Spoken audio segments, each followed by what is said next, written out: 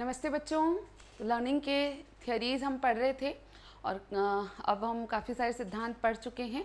कुछ आगे जो हम सिद्धांत पढ़ने जा रहे हैं, जैसे आज हम पढ़ेंगे टॉलमैन का सिद्धांत होगा, लेविन का होगा, हल का, गथरी का। ये जो कुछ 4-5 सिद्धांत आगे हम पढ़ेंगे, ये उतनी गहराई से, उतनी डिटेल मैनर में हमको नहीं कवर करने होते जितने हमने शुरुआती सिद्धांत करें।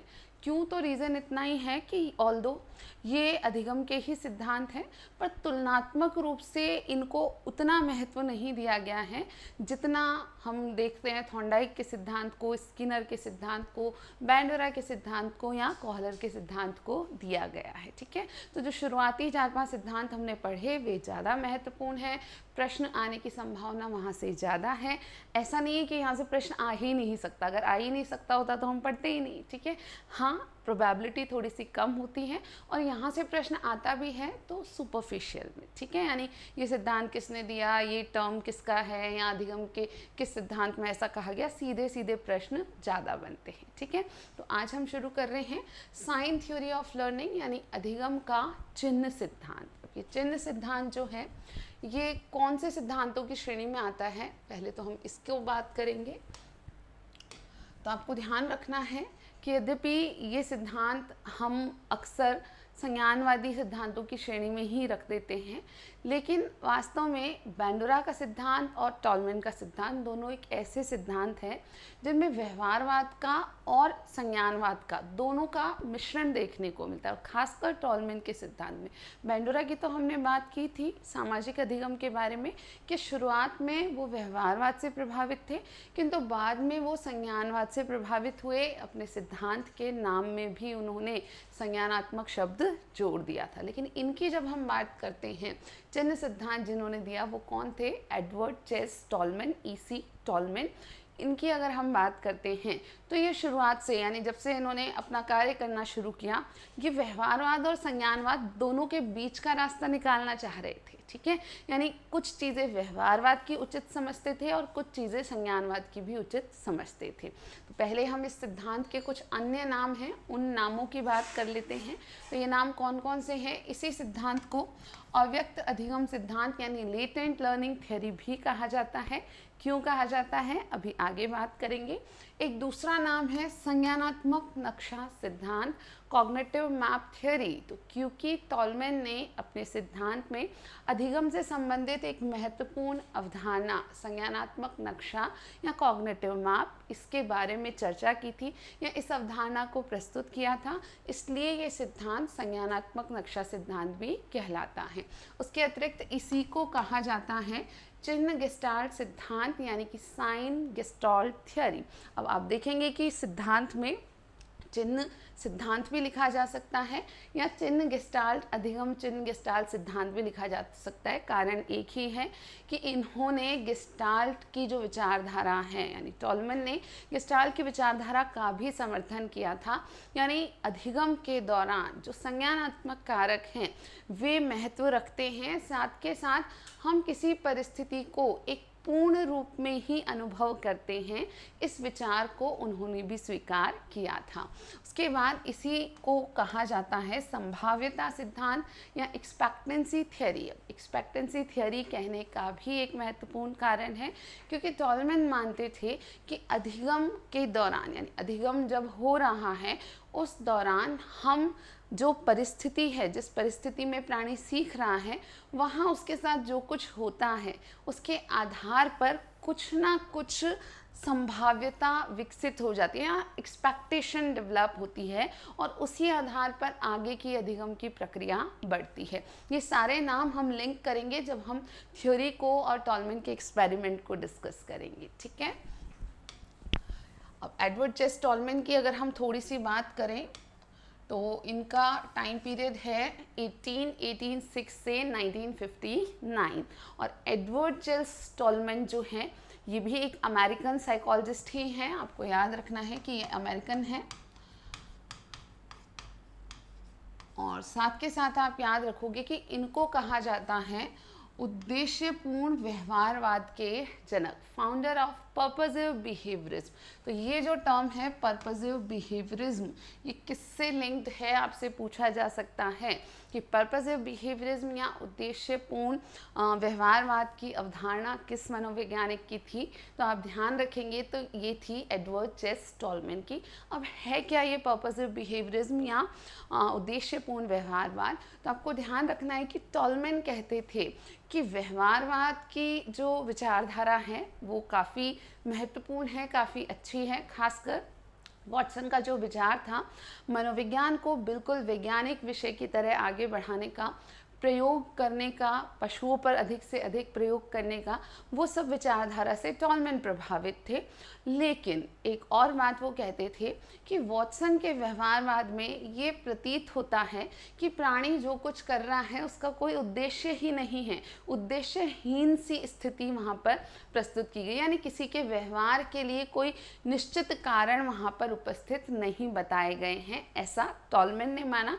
और तब उन्होंने उद्देश्यपूर्ण व्यवहारवाद की अवधारणा विकसित की। तो ये पर्पसिव बिहेवियरिज्म या उद्देश्यपूर्ण व्यवहारवाद क्या कहता है? ये सिर्फ इसी बात को रखता है कि जब भी प्राणी कोई क्रिया कर रहा है या किसी भी व्यवहार में संलग्न है तो उसके पीछे कोई ना कोई कारण अवश्य होता है। तो इसी विचार को पर्पसिव बिहेवियरिज्म कहा गया। और इनकी ये बुक भी है purposive behaviourism in animals and man, जो प्रकाशित हुई 1932 में। तो इस पुस्तक का नाम भी आपको ज़रूर याद रखना है। और आपको ये तो याद रखना ही है कि अधिगम का चिन्ह सिद्धांत या चिन्ह गेस्टाल्ट सिद्धांत किसने दिया? टॉलमैन ने दिया। संज्ञानात्मक नक्शा या कॉग्निटिव मैप की अवधारणा किसने दी? टॉलमैन ने दी। अव्यक्त अधिगम यानी लेटेंट लर्निंग की अवधारणा किसने दी? टॉलमैन ने दी। अब आगे हम बात करते हैं। तो टॉलमैन की थ्योरी जो है उसको हम समझेंगे। पहले हम उनके एक्सपेरिमेंट को समझ लेते हैं, बाकी सारी बातें इस प्रयोग या एक्सपेरिमेंट के साथ ही आपको आसानी से समझ में आ जाएंगी। तो टॉलमैन ने अपने साथी हॉर्नज़िक के साथ, टॉलमैन के साथ एक नाम और है हॉर्नज़िक, टॉलमैन एंड हॉर्नज़िक, इन्होंने एक्सपेरिमेंट किए किसके ऊपर? चूहों के ऊपर। दिख रहे हैं आपको चूहे यहाँ पर? बिल्कुल दिख रहे होंगे। टॉलमैन एंड हॉर्नज़िक ने चूहों पर प्रयोग किए और इन प्रयोगों को एक खास नाम से जाना जाता है कि ये किसके एक्सपेरिमेंट थे? मेज़ लर्निंग एक्सपेरिमेंट थे। मेज़ लर्निंग एक्सपेरिमेंट या हम कहें भूल भुलैया अधिगम प्रयोग। अब ये भूल भुलैया अधिगम क्या है अभी बात करते हैं।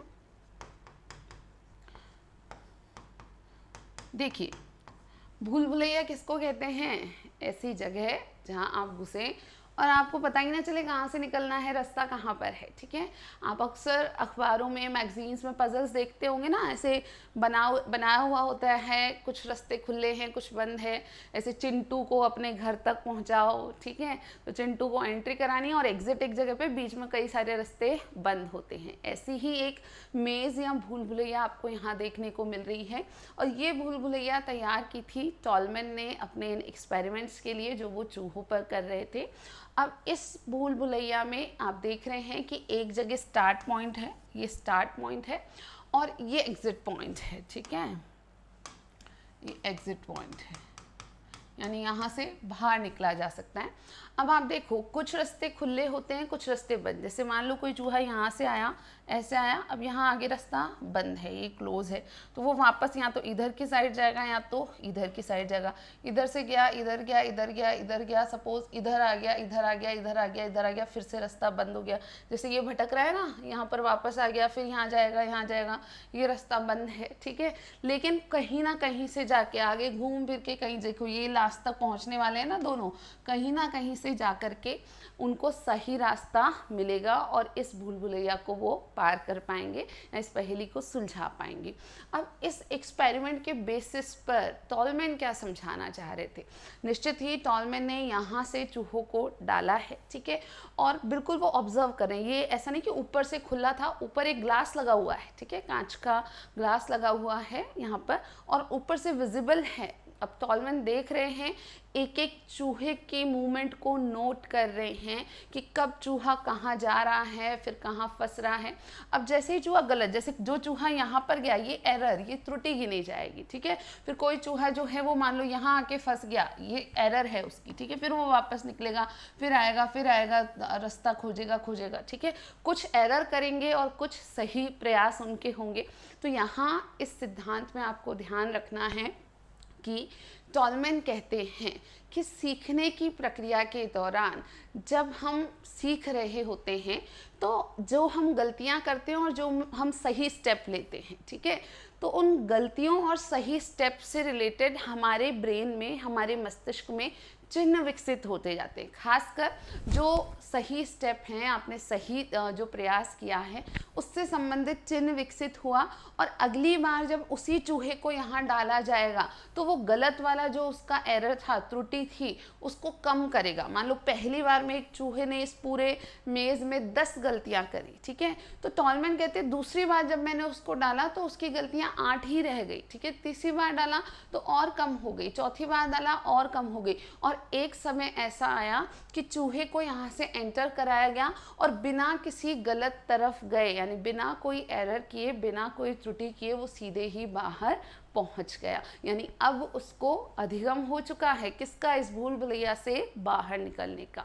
अब बेसिकली जो टॉलमैन का विचार है वो ये है कि जो सही प्रयास होते हैं उससे संबंधित मस्तिष्क में चिन्ह विकसित हो जाते हैं, और वो चिन्ह हर बार जब आप अगली बार आ रहे हैं उसी चीज़ को सीखने के लिए, उसी चीज़ को करने के लिए, तो वो चिन्ह आपकी सहायता करते हैं आगे उस कार्य को करने में। और इस प्रकार ये चिन्ह मिलकर के एक नक्शे का निर्माण कर देते हैं, जिसको उन्होंने कॉग्निटिव मैप कहा है, संज्ञानात्मक नक्शा कहा है। और इस नक्शे की सहायता से जब ये नक्शा पूरा डेवलप हो जाएगा, पूरा विकसित हो जाएगा, जिसको हम कह रहे हैं कि अंत में जो चूहा था वो बिना गलती किए बाहर आ पा रहा था, और हर चूहा ऐसा कर पाया। किसी को 10 प्रयास लगे, किसी को 11 लगे, किसी को 8 प्रयास ही लगे, लेकिन हर चूहा इस कार्य को कर पाया कि उसे इस भूल भुलैया का पूरा रास्ता याद हुआ और वो बिना कोई त्रुटि किए बाहर निकल पाया। तो यहाँ आपको याद रखना है कि टॉलमैन अपने सिद्धांत में इस प्रयोग की सहायता से कह रहे हैं अधिगम कैसे होता है। तो अधिगम मस्तिष्क में कुछ चिन्हों के निर्माण से होता है। ये चिन्ह कैसे निर्मित होते हैं, तो जब हम किसी विशेष परिस्थिति में कुछ सीख रहे होते हैं तो वहाँ हम बार बार प्रयास करते हैं, तो जो सही चरण हमने लिए हैं उससे संबंधित चिन्ह विकसित हो जाते हैं, या जो राइट स्टेप हमारे हैं उससे संबंधित चिन्ह विकसित हो जाते हैं कि अगली बार भी मुझे यही करना है, ठीक है, ताकि मैं सही तरीके से बाहर आ पाऊँ।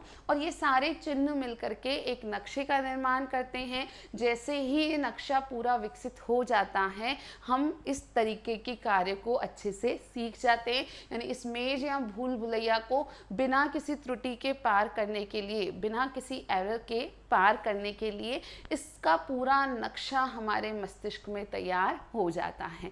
अब ये भूल भुलैया चूहों की थी, हम इंसान भी ऐसे कई सारी चीज़ें सीखते हैं। जैसे आप किसी नई जगह पर गए, ठीक है, बहुत सारे टर्न्स लेकर के जाना था, नेक्स्ट टाइम जब आओगे तो आपको जहाँ गलती हो चुकी है आपसे, तो वहाँ क्लिक करेगा कि नहीं यहाँ नहीं जाना, यहाँ से तो मैं राइट चला गया था तो गलत हो गया था, यहाँ से लेफ़्ट लेना है। इसी को टॉलमैन चिन्ह कह रहे हैं कि ऐसे चिन्ह जो आपको सही गलत का एक जो हमारा अनुभव है उससे संबंधित हमारी स्मृति तैयार कर देते हैं, वो चिन्ह हमें अधिगम करने में सहायता करते हैं, ठीक है। तो बेसिक जो है इनके सिद्धांत का यही बात है। आगे हम बात करें तो एक महत्वपूर्ण चीज़ है, ये वाली टर्म आपकी क्लियर हो गई, संज्ञानात्मक नक्शा, जिसको हम कह रहे हैं क्या, कॉग्निटिव मैप। तो बेसिकली टॉलमैन का विचार है कि अधिगम कब होता है, चिन्हों के निर्माण से होता है, और विभिन्न चिन्ह मिलकर के एक संज्ञानात्मक नक्शा तैयार कर देते हैं। और जैसे ही संज्ञानात्मक नक्शे का निर्माण होता है, अधिगम की प्रक्रिया पूर्ण हो जाती है, ठीक है।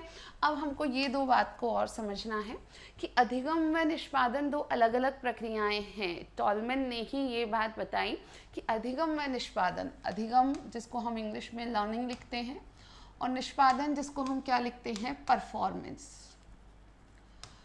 अब ये बहुत महत्वपूर्ण बात टॉलमैन ने कही कि अधिगम यानी सीखना एक संज्ञानात्मक प्रक्रिया है और निष्पादन यानी परफॉर्मेंस जो आपने सीखा है उसका बाह्य प्रकटन है, यानी जो आप सीख चुके हैं उसको करके दिखाना परफॉर्मेंस कहलाता है, निष्पादन कहलाता है। अब टॉलमैन कहते हैं कि ये संभव है कि अधिगम तो हो जाए लेकिन वो निष्पादन में परिवर्तित ना हो। कहते ऐसा भी हो सकता है कि कोई प्राणी सीख तो जाए लेकिन सीखी हुई चीज़ को बाह्य रूप से वो करके ना दिखाए। और ऐसा कब होता है, तो इस बारे में टॉलमैन का विचार था कि पुनर्बलन के अभाव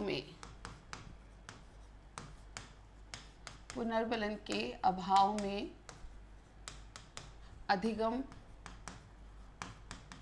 अप्रकट रह जाता है, हिडन रह जाता है।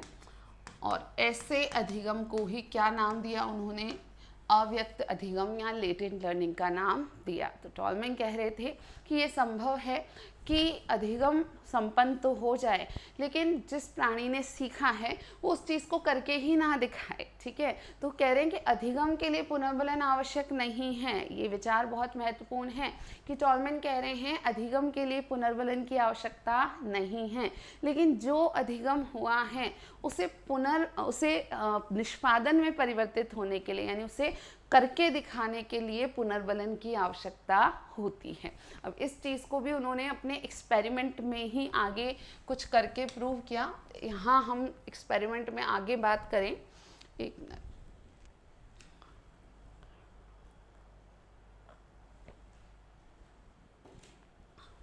तो आपको याद रखना है कि एक्सपेरिमेंट को टॉलमैन ने आगे बढ़ाया, 3 समूह बनाए चूहों के। ठीक है, पहला समूह जो था ग्रुप 1 जो था या ग्रुप ए जो था, उसको भूल भुलैया में जाने के पहले दिन से ही भोजन दिया गया।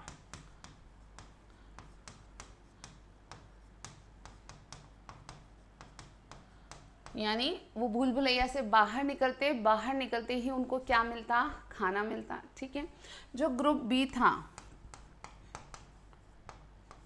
इनको भोजन नहीं दिया गया। ठीक है, कभी भी नहीं दिया गया, जितने दिन तक उनको भूल भुलैया में डाला गया कभी भी उन्हें भोजन नहीं दिया गया।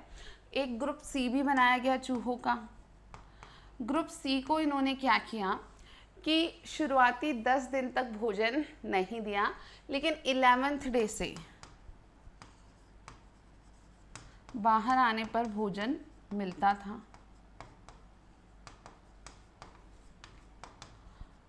और ऐसा करने पर टॉलमैन जो निष्कर्ष निकालते हैं, उन्हें जो परिणाम प्राप्त हुए वो काफ़ी इंटरेस्टिंग थे। वो क्या थे, तो आपको ध्यान रखना है कि ग्रुप ए, बी और सी शुरुआती जो 6-7 दिन थे तब तक लगभग इनकी जो त्रुटियां हो रही थी और जो बाहर आने में समय लग रहा था वो समान था, क्योंकि तब सीखने की प्रक्रिया चल रही थी।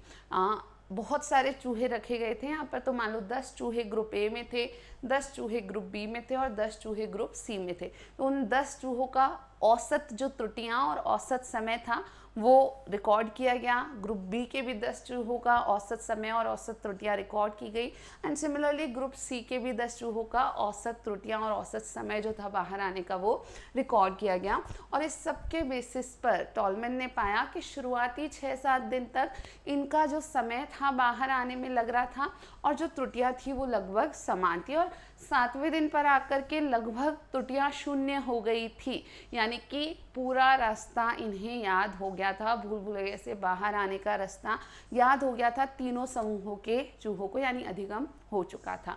अब आगे क्या देखते हैं कि 7वें दिन से 10वें दिन तक ये कैसे थे, 7th से 10th डे तक ये थे फास्टेस्ट, ये सबसे जल्दी बाहर आ रहे थे। ठीक है, और ये ग्रुप बी जो था वो और ग्रुप सी लगभग बराबर थे, यानी इनसे काफ़ी स्लो थे, ग्रुप ए की तुलना में बहुत ही धीमी गति से बाहर आ रहे थे। त्रुटियां तो लगभग ना के बराबर हो रही थी क्योंकि पहले ही वो अधिगम कर चुके, लेकिन जो समय लग रहा था ग्रुप बी और सी को वो ए ग्रुप की तुलना में थोड़ा ज़्यादा लग रहा था। अब जैसे ही 11th डे पर ग्रुप सी के चूहे को बाहर आने पर भोजन मिलने लगा, तो 11th डे ऑनवर्ड्स यानी 12th डे से ये किसके बराबर बाहर आने लगे, किस स्पीड से बाहर आने लगा, ग्रुप ए के बराबर स्पीड से ये बाहर आने लगी। तो यहाँ अज्यूम करके देखो, एक बार इमेजिन करके देखो कि इनको रास्ता भूल भुलैया का याद हो गया, ग्रुप बी और सी वाले को बाहर आने पे भी क्या मिल रहा है, तो वो आराम से इधर उधर पढ़ते, इधर गिरते उधर गिरते आराम से बाहर आ रहे हैं, ठीक है, क्योंकि बाहर आके भी उनको क्या मिलने वाला है, इन दोनों ग्रुप्स को तो कुछ मिल नहीं रहा। लेकिन 11th डे से जैसे ही इन्हें भोजन मिला, 12वें दिन से अब इनकी एक्सपेक्टेशन है और इनकी परफॉर्मेंस एकदम से इनके बराबर देखने को मिली। तो क्षमता इनमें भी थी इनके बराबर परफॉर्म करने की, लेकिन पुनर्बलन के अभाव में इस दोनों समूहों में अधिगम अव्यक्त ही रह जा रहा था, यानी अधिगम जो था वो निष्पादन में परिवर्तित नहीं हो रहा था, यहाँ अप्रकट रह जा रहा था, और इसी को उन्होंने अव्यक्त अधिगम या लेटेंट लर्निंग का नाम दिया गया है। तो ये लेटेंट लर्निंग का कॉन्सेप्ट बहुत महत्वपूर्ण है टॉलमैन के सिद्धांत में, आपको बिल्कुल इसको याद रखना है। तो इन ऑल ये 2-3 टर्मिनोलॉजी है जो आप याद रखेंगे कि चिन्ह सिद्धांत, चिन्ह गेस्टल सिद्धांत, एक्सपेक्टेंसी या प्रत्याशा सिद्धांत इसको क्यों कहते हैं, क्योंकि टॉलमैन कहते हैं कि जब हम कुछ सीख रहे हैं तो हमारे जो त्रुटियां हैं वो और हमारे जो सही निर्णय हैं वो हमारे मस्तिष्क में एक्सपेक्टेशन डेवलप कर देती हैं, प्रत्याशा विकसित करती है कि अगली बार मुझे ये करना है या नहीं करना है। इसलिए इस सिद्धांत को प्रत्याशा सिद्धांत भी कहा जाता है, ठीक है। एक बात और याद रखेंगे इस सिद्धांत से लेकर, क्या याद रखेंगे कि इसे कहा जाता है यूनिक कॉम्बिनेशन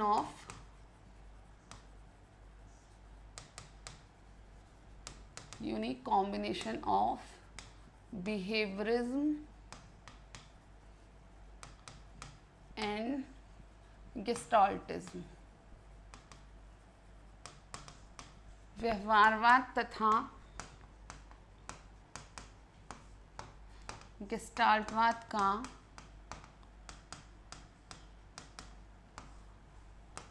अनूठा मिश्रण, कि ऐसा सिद्धांत जो व्यवहारवाद तथा गेस्टाल्टवाद का अनूठा मिश्रण है, वो सिद्धांत कौन सा है, तो आप याद रखेंगे वो सिद्धांत है टॉलमैन का चिन्ह सिद्धांत। अब आपको यहाँ पर ये मिश्रण देखने को भी मिल रहा है कि सिद्धांत में प्रयोग किया गया, लेकिन प्रयोग किस पर हुआ, चूहे पर हुआ, जो कि व्यवहारवादी विचारधारा है, लेकिन साथ ही उसी प्रयोग के आधार पर जो अधिगम की व्याख्या है वो संज्ञानात्मक कारकों के संदर्भ में है, मस्तिष्क में चिन्हों के विकसित होने की बात कर रहे हैं। चिन्ह पूर्णाकार सिद्धांत भी इसको कह रहे हैं कि वास्तव में ये पूरे चिन्ह जब विकसित हो जाएंगे संपूर्ण परिस्थिति के, तो संज्ञानात्मक नक्शे का निर्माण होगा। कॉग्निटिव मैप या संज्ञानात्मक नक्शा जो टर्म है अपने आप में वो गेस्टाल्टवादी विचारधारा को प्रदर्शित कर रहा है। तो इस कारण ये सिद्धांत एक मिश्रण माना जाता है व्यवहारवाद का और गेस्टाल्टवाद का। तो ये टर्मिनोलॉजी आप याद रखेंगे इस सिद्धांत से रिलेटेड। उसके अलावा हम सारी बात यहाँ पर कर चुके हैं, ठीक है। तो टॉलमैन का थ्योरी में ये 3 टर्मिनोलॉजी याद रखनी है, लेटेंट लर्निंग है, कॉग्निटिव मैप है, साइन या चिन्ह सिद्धांत तो है ही है, और एक्सपेरिमेंट इन्होंने चूहों पर किया था। पुनर्बलन को अधिगम के लिए महत्वपूर्ण नहीं मानते हैं, लेकिन पुनर्बलन निष्पादन के लिए आवश्यक है, या पुनर्बलन के अभाव में अधिगम अव्यक्त अधिगम रह जाता है, ये विचारधारा टॉलमैन ने दी है। तो ठीक है बच्चों, आज के लिए इतना ही। अगला सिद्धांत हम अगली क्लास में पढ़ेंगे। Thank you for watching.